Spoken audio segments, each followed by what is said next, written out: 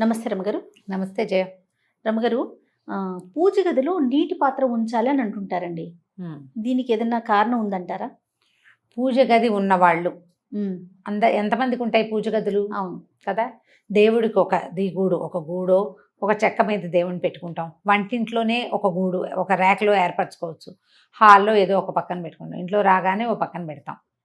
దేవుడి గది అంటూ ప్రత్యేకంగా ఉంటే విధానం వేరేగా ఉంటుంది. అవును. సాధారణంగా మనం దేవతార్చన అనగానే ఏం చేస్తాము? దీపారాధన చేసుకుంటాం. తర్వాత ఏదో పళ్ళో ఫలమో పంచదారో బెల్లం ముక్కో పటిక బెల్లమో, పంచదార అందరూ పెట్టరు, పంచదార పనికిరాదన్న భావాలు కూడా ఉంటాయి. అవును. పటిక బెల్లం కానీ బెల్లం కానీ లేకపోతే ఇంకేదైనా పదార్థం చేసిన పదార్థము నివేదన చేస్తాం. సాధారణంగా నివేదన చేయాలంటే ఏం చేయాలి? నీళ్లు చల్లి దాని మీద ఒక మంచి శ్లోకం ఉంటుంది. తత్వం తత్వేన పరిశించామి అని శ్లోకం. ఇది పరిశేచన చేసి, అంటే దాన్ని మీద నీళ్ళు శుద్ధి చేసి ఈ పదార్థాన్ని అయ్యా నీకు 5 పంచప్రాణాలకి ఆహుతులు ఇస్తాం. ఇది పద్ధతి. అప్పుడు పక్కన నీళ్లు పెట్టుకోవాలి. మనం ఏ పదార్థాన్ని నివేదన చేసినా, అంటే అన్న నివేదన చేసినప్పుడు మనం అన్నం తినేటప్పుడు ఎట్లా మంచినీళ్ళు పెట్టుకుంటామో అట్లా ఒక గ్లాస్తో తప్పకుండా నీళ్లు పెట్టాలి. ఉడికించిన పదార్థాలు ఏవి నివేదన చేసినా, ఒక్కటి చేసినా 10 చేసినా కూడా, పాయసం చేసామనుకో పాయసము మంచినీళ్ళు, పులిహార చేస్తే పులిహార మంచినీళ్ళు, అన్నం మీద కాస్త బెల్లం ముక్క పెట్టి కాస్త నేర్చుకేసి నివేదన చేసామనుకో అప్పుడు కూడా ఒక గ్లాస్ మంచినీళ్ళు. ఇది ఫలాలు పళ్ళు బెల్లం ముక్క పటిక బెల్లం ముక్కకి అక్కర్లా, కానీ ఉడకబెట్టిన పదార్థానికి తప్పకుండా ఒక గ్లాసు మంచినీళ్ళు కూడా పెట్టాలి. మనకి ఎట్లా అవసరము అట్లా. పళ్ళతో పాటు నీళ్ళు ఇవ్వక్కర్లా, బెల్లానికి నీళ్ళు పెట్టరు. అంటే ఇది పూర్తిగా సాంప్రదాయబద్ధమా అంటే మనం సాధారణంగా చెయ్యగలిగే విధి సంగతి చెప్తున్నాం. ఓకే, ఇలా పెట్టుకోవాలి. ఇలా పెట్టినప్పుడు ఈ నీళ్లు ఉంటాయి. తర్వాత మనం నీళ్లు చల్లే నివేదన చేస్తాం. నీళ్లు చల్లకుండా పళ్ళని ఊరికే పెట్టి తీసుకో అని చెప్పరు.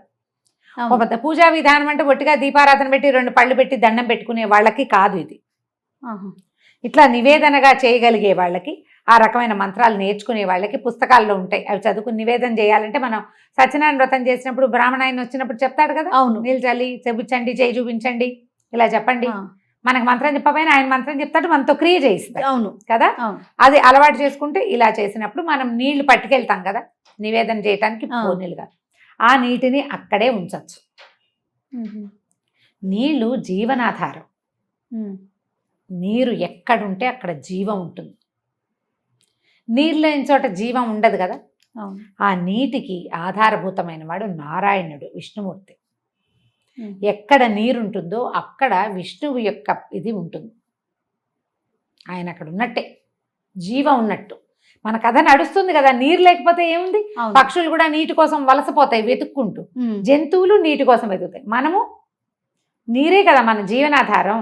గాలి ఎంత అవసరమో నీరు కూడా అంతే అవసరం. నీటిలో ఉండేది గాలే కొంత. అవును అవును కదా. కాబట్టి ఈ నీటిని ఇలా గనక దైవం ఎక్కడ పెట్టుకుంటామో అక్కడ నీటిని గనక ఉంచితే అక్కడున్న జీవశక్తి వృద్ధి అవుతుందని ఒక నమ్మకం.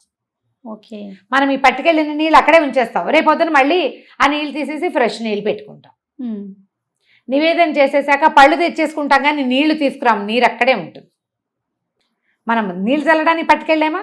ఈ పట్టుకెళ్ళేవి రాగి పాత్ర అయ్యి అయితే దాంట్లో ఒక తులసి దళం కానీ వేసి, కనుక నులతలు లేకపోయినా పర్వాలేదు, వేసి పెట్టుకుంటే మర్నాడు పొద్దున నీరు తాగొచ్చు కూడా మనం. ఓకే, శుద్ధంగా ఉంటే. దుమ్ము అవి పడితే కాదు. ఆ నీళ్ళని ఏం చేస్తాం? ఒకవేళ తాగలేదు మొక్కల్లో అది చేస్తాం కదా. ఇట్లా నీటిని గనక ఉంచితే ఏమవుతుందంటే, మనకి భగవంతుడిని మనం ఎక్కడ స్థాపన చేసి మనం నమ్ముతాం. మన ఇంట్లో పూజ గదిలోనో దేవుడి గుడి దగ్గర కూర్చుని మనసు ప్రశాంతంగా ఉంటుంది. అక్కడున్న ఆ శక్తి వృద్ధి అవుతుంది ఈ నీటిని ఉంచటం వల్ల. ఒకవేళ మనకి ఇలా అవకాశం లేదు, గది లేదు, కింద కూర్చునే వీలు లేదు, ఎక్కడో గోడకు ఒక చెక్క పెట్టుకున్నాము, దేవుడి పటాలన్నీ పెట్టుకుంటాం. తెల్లవారుగానే ఏదో 2 పువ్వులు పెట్టుకుని కాస్త దీపం పెట్టుకుని అగరత్తులు వెలిగించు దండం పెట్టుకుంటాం. అక్కడ కూడా మీరు ఒక గ్లాసు నీళ్ళు పెట్టుకోవచ్చు. పడిపోకుండా ఏర్పరచుకొని పెట్టుకుంటే పవర్ పెరుగుతుందని భావన. అక్కడ జీవశక్తి వృద్ధి అవుతుంది అని.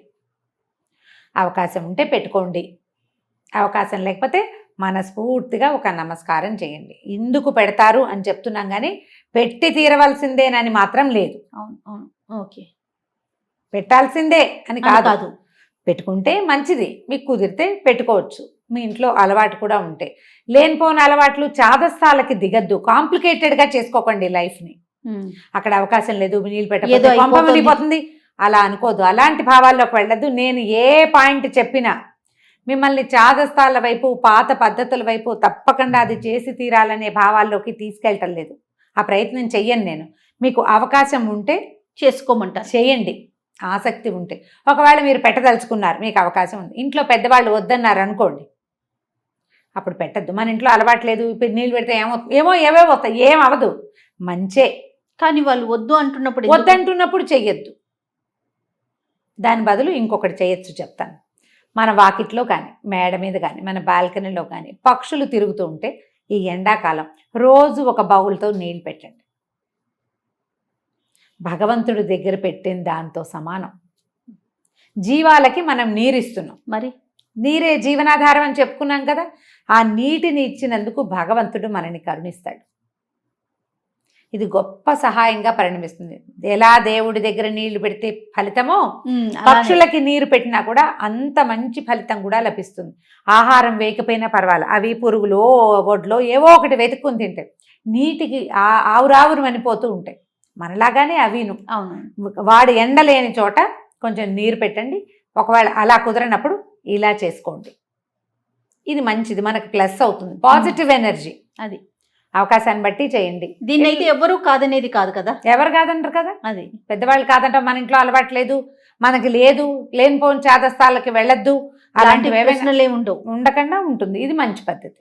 సూపర్ అమ్మ గారు. నమస్తే అండి. నమస్తే చేయండి.